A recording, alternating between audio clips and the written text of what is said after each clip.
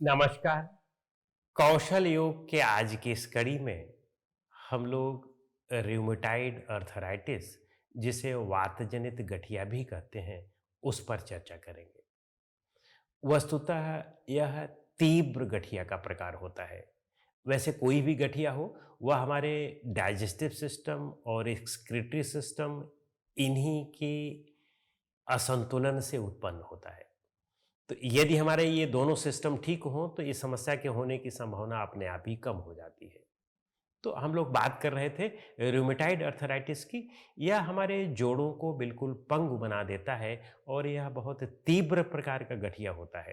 तो इसलिए इसमें बहुत सावधान रहने की आवश्यकता होती है। यदि हम निष्क्रिय जीवन शैली न रखें और पर्याप्त व्यायाम करते रहें जीवन में और अपने आहार विहार को ठीक रखें, तो इस समस्या से काफ़ी हद तक बचा जा सकता है। लेकिन ध्यान रखें कि इस समस्या का जो मूल कारण होता है, कोई मानसिक आघात होता है। पूर्व में कहीं कोई ऐसा तीव्र मानसिक आघात लगा हो और कुछ भावनात्मक असंतुलन जैसी स्थिति उत्पन्न हुई हो, तो इस समस्या के उत्पन्न होने की संभावनाएं बहुत बढ़ जाती हैं। और वह तभी ठीक हो सकता है जब हम ध्यान और योग का अभ्यास करें। तो योग को हमेशा आध्यात्मिक उन्नति के रूप में लें। कभी भी योग को शारीरिक रोग को दूर करने के लिए ना किया जाए। आध्यात्मिक उन्नति के लिए जब हम योग का अभ्यास करते हैं, तब रोग तो अपने आप ही दूर हो जाते हैं और फिर रोगों के आने की संभावना भी नहीं रहती है। अन्यथा आप जब रोग को दूर करने के लिए अभ्यास करते हैं, तो आपको फिर से कुछ दिनों में रोग ठीक होगा और फिर दोबारा भी आ जाएगा। तो परमानेंटली नहीं ठीक होता है। परमानेंटली ठीक करना है तो फिर ध्यान और योग का अभ्यास करें। तो आइए अब हम देखते हैं कि इसमें कौन-कौन सी क्रियाएँ की जाती हैं। इसमें हमें, जब यह गंभीर समस्या की स्थिति में होती है, तो उसमें हमें बहुत कठिन आसनों का अभ्यास नहीं जोड़ना चाहिए। पहले सरल आसनों का, जिन्हें हम सूक्ष्म व्यायाम कहते हैं, उनका अभ्यास करना चाहिए। तो जैसे गर्दन का है, तो गर्दन का सूक्ष्म व्यायाम करें।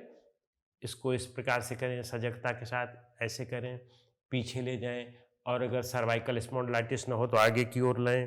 तो इस तरह से ऐसे इसको 3-3 4-4 बार इधर-उधर ले जाएँ और फिर रोटेशन भी कर लें। अगर सर्वाइकल स्पॉन्डिलाइटिस ना हो, तो फिर आप पूरा सर्कल करें। अगर सर्वाइकल स्पॉन्डिलाइटिस हो, तो हाफ सर्कल ही कर सकते हैं, इस प्रकार से। तो इसका अभ्यास किया गया और अब इसके बाद हाथ के जोड़ों का कर लें, क्योंकि ये जोड़ों को ही प्रभावित करता है। तो इस तरह से हमने किया। फिर फिंगर्स का भी इस तरह से कर सकते हैं और अपनी कलाइयों का अभ्यास कर सकते हैं इस तरह से। तो जो आपके टॉक्सिन्स यहाँ पर जमा होते हैं जोड़ों में, इनका अभ्यास करने से वे जोड़ों में जमा नहीं हो पाते हैं और वे पेशाब आदि के थ्रू बाहर निकल जाते हैं।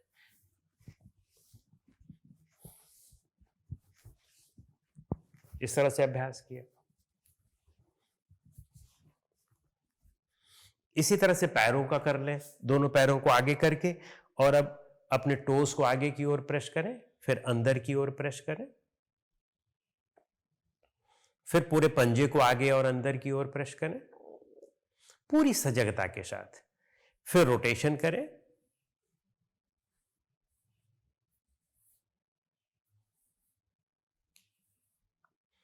और अब एक पैर को इस तरह से घुटने से मोड़ करके इस तरह से रोटेशन कर सकते हैं। तो इससे आपके जितने भी जोड़ हैं, उन सारे जोड़ों का व्यायाम हो जाता है और सजगता अलग से बढ़ रही है और साथ में जोड़ों के व्यायाम होने से वहाँ पर जो भी टॉक्सिन्स जमा होते हैं, वे निकल जाते हैं।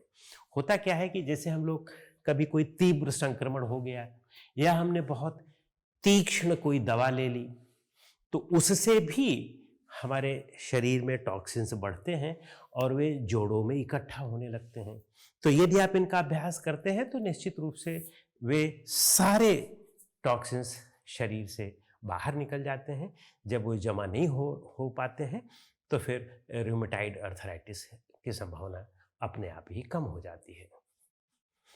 और फिर इसके बाद आगे की ओर झुकें, जितना सहजता के साथ। लेकिन अगर स्लिप डिस्क स्पॉन्डिलाइटिस सियाटिका है, तो आगे ना झुकें और फिर साइड में कर लें,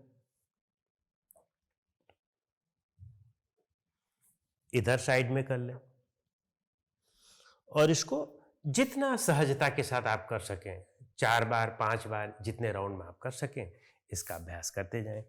और जब कुछ कुछ सप्ताह तक जब आप इसका अभ्यास करते हैं, तो आप ये देखेंगे कि आपको लाभ होने लगा है, दर्द कम होने लगा है, तब आप इसमें फिर अन्य आसनों को भी जोड़ सकते हैं, जैसे सूर्य नमस्कार आदि को जोड़ सकते हैं और फिर धीरे-धीरे आप समस्याओं से काफ़ी हद तक मुक्त हो सकते हैं। इसमें आपको जो उदर श्वसन है, जिसे हम एब्डोमिनल ब्रीदिंग कहते हैं, उसका भी नियमित अभ्यास करना है। कैसे करते हैं? इसमें हमें श्वास थोड़ा-सा गहरी अंदर लिया, पेट को फुलाया, श्वास थोड़ा-सा गहरी बाहर निकाला, पेट को पिचकाया और इसको दिन में उठते-बैठते, चलते-फिरते एक आदत बना लें, तो आपका डाइजेस्टिव सिस्टम और एक्सक्रीटरी सिस्टम दोनों बिल्कुल मजबूत और सशक्त हो जाते हैं और फिर समस्या अपने आप ही धीरे-धीरे कम होने लगती है। और साथ में नाड़ी शोधन का प्रतिदिन अभ्यास करें। नाड़ी शोधन कैसे करते हैं? इस तरह से हमने उठाया और दाहिनी नासिका को बंद किया, बाईं नासिका से धीमी और लंबी गहरी श्वास अंदर लिया, फिर दूसरी से निकाला, इससे अंदर लिया और इससे बाहर निकाला। या 1 राउंड हुआ, 12 राउंड का इसका अभ्यास करें, फिर धीरे-धीरे 24 राउंड और 36 राउंड तक ले जाएँ महीने 2 महीने बाद।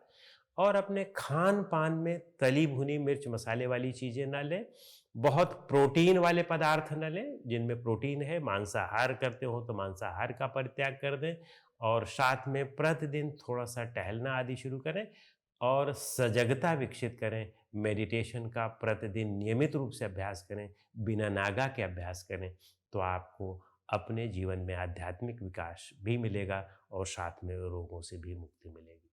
नमस्कार।